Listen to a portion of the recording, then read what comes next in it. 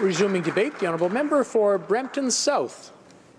Mr. Speaker, I'm pleased to rise in this House to speak on Bill C-305, an act to amend this criminal code, mischief, and even more pleased that I'll be seconding this bill that my colleague, the member of Nepean, has put forward. I have had pleasure working with my colleague in pastoral parliamentary friendship groups and discussing a number of other issues. I have seconded this bill for many other reasons as well. This bill is a strong response to hateful acts like the tragic shooting in a Quebec City mosque this past weekend. As a mother of three, my children were taught that Canada is a country of multiculturalism and acceptance. Multiculturalism and religious freedom are core part of Canadian identity. Although there are those who have a different worldview, multiculturalism and pluralism are still challenged today. There are those that believe that they can scare people into falling backwards into the past. I know that at this time, some leadership candidates for the Conservative Party are promoting ideas that would only divide Canadians. I have long been proud that multiculturalism has stood in the face of that view. It has been part of our national fabric for decades. Multiculturalism is why people move to Canada. It is a country of harmony where people can freely start new lives and raise families. It is at the core of what attracts people in other countries to want to build a life here in Canada. In my riding of Brampton South, my office often gets calls from people all over the world asking us how they can move to Canada. While countries from other parts of the world try to shut down their borders of Syrian refugees, Canada has opened their borders and homes to let them in. And we worried about how fast we could take them in.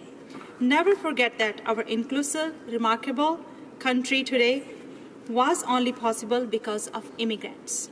Canada is the nation of multiculturalism. It is not just a country of tolerance, but a country of acceptance. And that's important, acceptance, where those of different faiths, cultures, and ethnicities can coexist with one another without any fear of discrimination. These acts we have seen recently do not make a difference, despite how the offenders hope they might.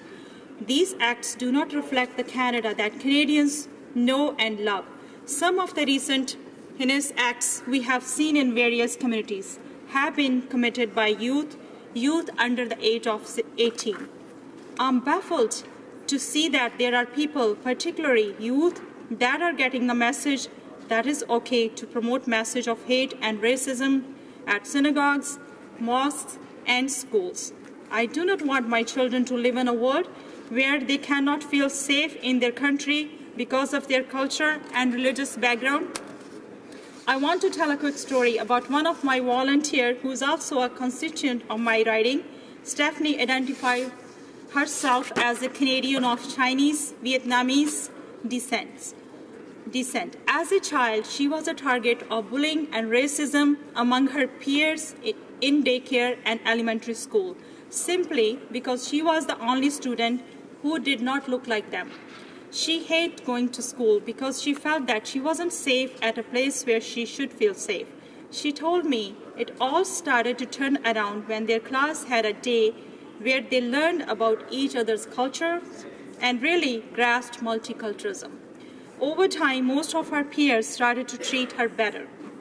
There are always a few outliers who do not change.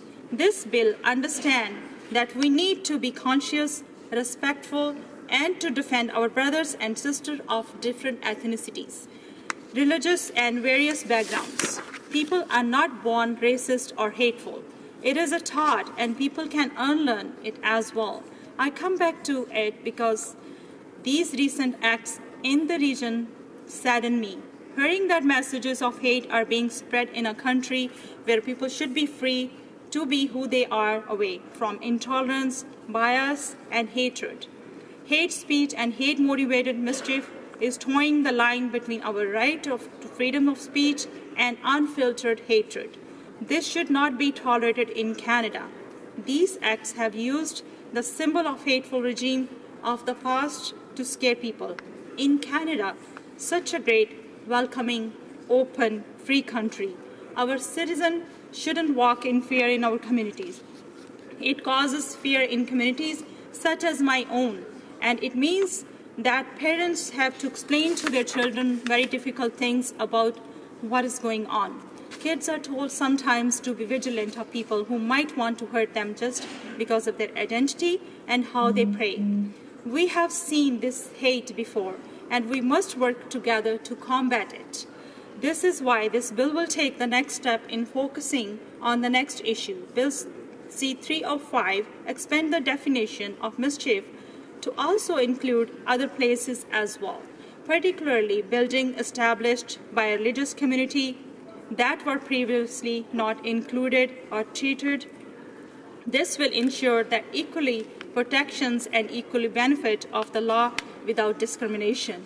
These are the principles, particularly freedom of religious and protection of that freedom by the government, echoed with the Canadian Charter of Rights and Freedom. We need to firmly state the message that hate crimes such as one in the vein and spirit of what we have recently seen in Quebec City will not be tolerated in Canada. These institutions, gathering places, and places of worship we are protecting in this bill are the fundamental backbone places in each of our communities. In each of our riding, we can point to how a park where the community gather like a Chinguzi in my community or an education institution like Sheridan College in my riding, or any number of landmarks we can point to make a real difference in bringing together our various communities.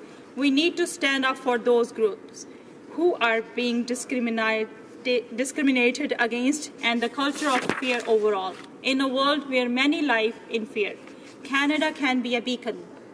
This government stand up against that fear and that approach. This optimistic spirit drives our ministers and our Prime Minister to be more open. We cannot stand idly by. This is our opportunity to stand up and speak out. We are not making false choice like pitting safety and free speech against one another.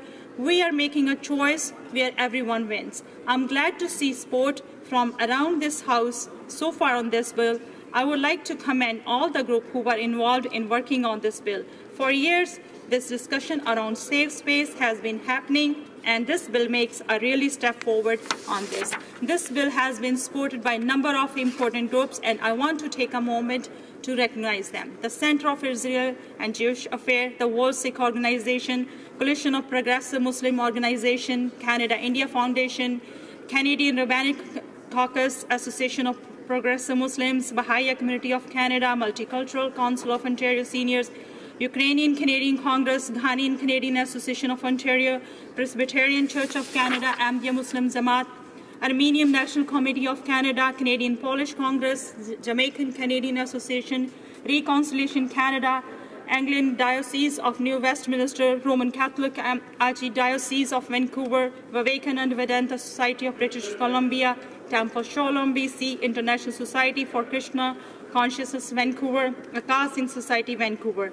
This bill speaks up in favor of those who some would want to silence. This bill is something I think this Parliament should be very proud of us into law. Again, I want to commend this author of this bill on his work to advance this discussion. Together, we can make a real difference for Canadians by voting for this. I encouraged all my colleagues to think of those places in their community that they want to protect when they cast their ballot on C-305. I know I will when I stand and vote yea on this bill. Thank you, Mr. Speaker.